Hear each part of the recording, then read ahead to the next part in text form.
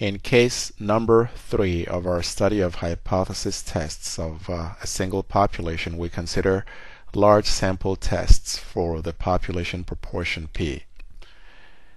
Now we remember that P is estimated with P hat, the sample proportion, which has a binomial distribution.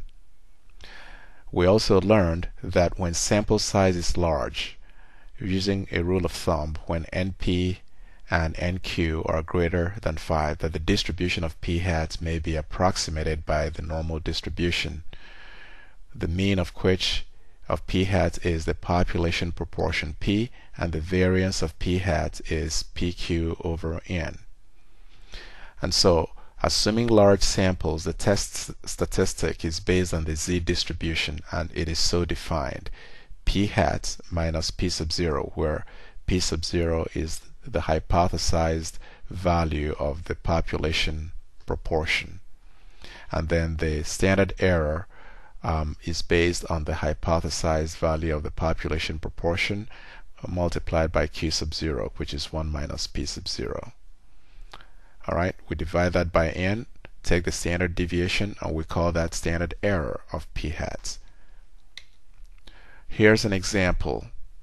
An investment analyst wishes to test the hypothesis made by a British securities expert that 70% of all foreign investors in the London Stock Exchange were Americans.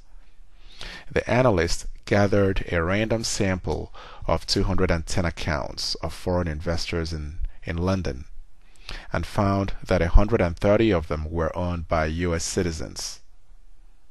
Now, as you can see, 210, that's quite a good number of observations that should encourage us to go ahead and use the Z statistic.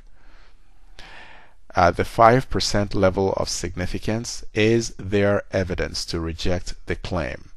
So I underline this because this is an assertion, it's a claim, and therefore has to be the null hypothesis. If we reject it, then the alternative would give us that indication. And so from the data we have, there are 210 observations, of which we find that 130 of them are accounts owned by Americans. So P hat becomes 0.62 approximately, all right, or 0.619 if you like. And because this is going to be a two-tailed test, since the claim is that P sub 0, the population proportion, is 70%, it means that the alternative would have to be not equal to 70%. And so, being an equality, we will reject the null hypothesis if our data provides us with a proportion that's significantly less than 0.7 or significantly greater than 0.7. So, step 2, we draw the curve and label the regions. So here, let's keep in mind that actually what belongs there is P, the population proportion. Alright, the critical values for two-tailed tests are negative 1.96 and positive 1.96.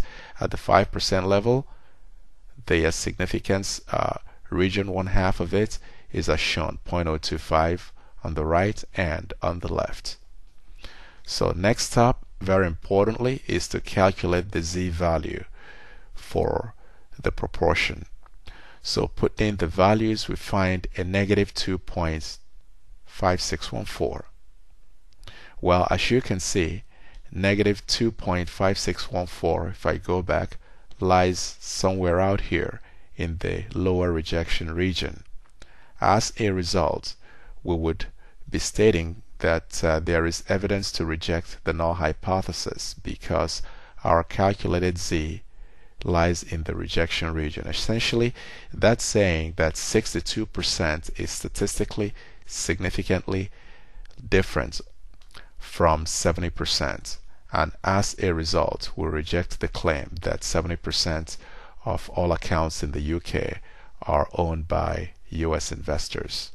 So alternatively, you could also compute the p-value as explained earlier, and as you can see, it comes out to be 0.0052. Because the p-value of 0.0052 is less than alpha of 0.05, we reject the null hypothesis. And so we conclude that there is no evidence to back the claim by the British securities experts that 70% of foreign investors in the UK are Americans. And with that simple and single example, we conclude this presentation. My name is Pat Obi, Professor of Finance and Quantitative Methods, Purdue University, Calumet.